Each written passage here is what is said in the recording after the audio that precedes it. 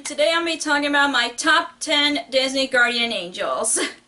So, the Lawn Gnome has messaged me on Twitter on whether I should, if I want to join him on this collaboration, and I immediately said yes because I love Disney, and he's been watching my channel, and he, of course, he knows that I'm a big Disney fan, so I immediately said yes. So thank you, Lawn Gnome, for asking me to collab with you and all the other YouTubers, and I honestly am very excited about this video because you guys know that I love Disney. I've done some Disney related videos, even though my channel's mostly about books. So yeah, it was really hard for me to narrow down on top 10 Disney characters that I consider as guardian angels. So let's get started.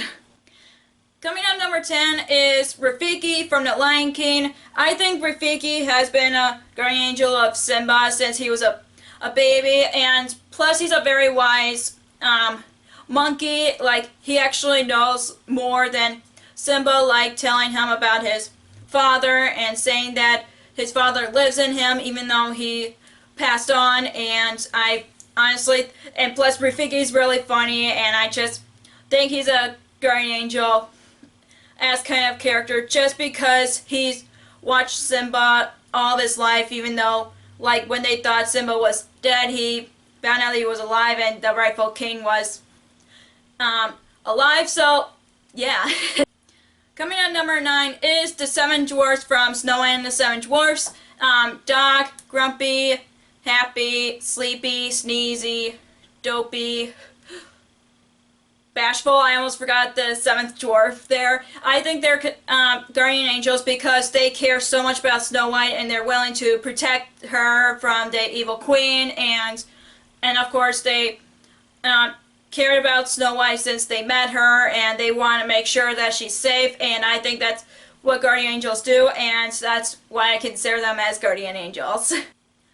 Coming at number 8 is Pacha from the Emperor's New Groove. This is kind of an interesting one for me because I know that Pacha was a commoner whose village is going to be destroyed thanks to Cusco. I chose him as a guardian angel-esque figure just because he tries to tell Cusco to do the right thing. Even though he's an emperor, he can do whatever he wants, but he wanted him to realize that there is good in him, not the selfish side of Cusco. That's my reasons.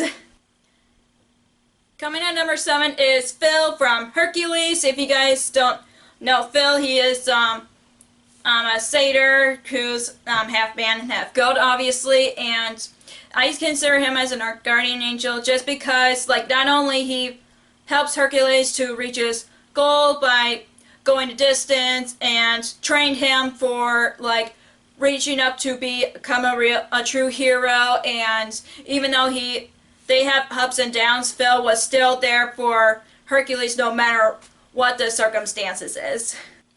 Coming at number 6 is Jiminy Cricket from Pinocchio. I honestly think having a conscience is a good guardian angel figure because Jiminy, not only he helps Pinocchio reach his goals, which is to become a real boy, but also guide him to the right path and do the right thing. Even though Pinocchio was only a puppet, he's only learning about what it's like to be alive, and yeah, and also when Pinocchio gets in trouble, Jiminy also gets in trouble too, so he's like still wants to reach a goal along with Pinocchio.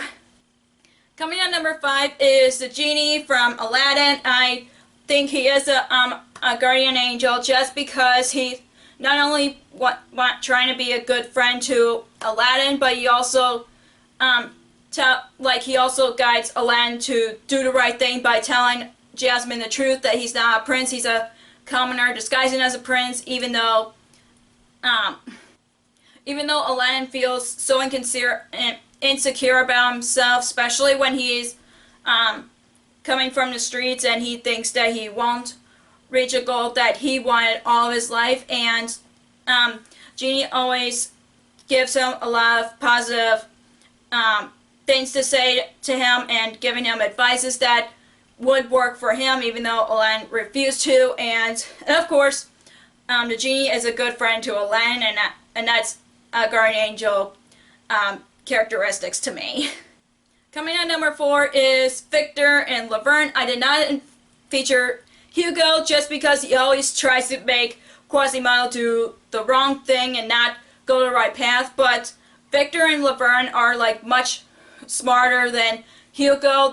Not only they watch Quasimodo grow up, but also like they know his struggles, like he doesn't want to be trapped in Notre Dame like 20 more years like he has been all his life, and trying to get him to go outside of Notre Dame and be outside of the building, obviously.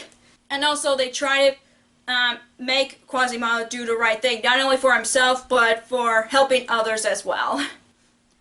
Coming at number 3 is Timothy Q. Mouse from Dumbo. I honestly think he helped Dumbo go through the bad things that happened to Dumbo, obviously, especially when he was bullied, not only by the members of the circus, but also by other elephants. And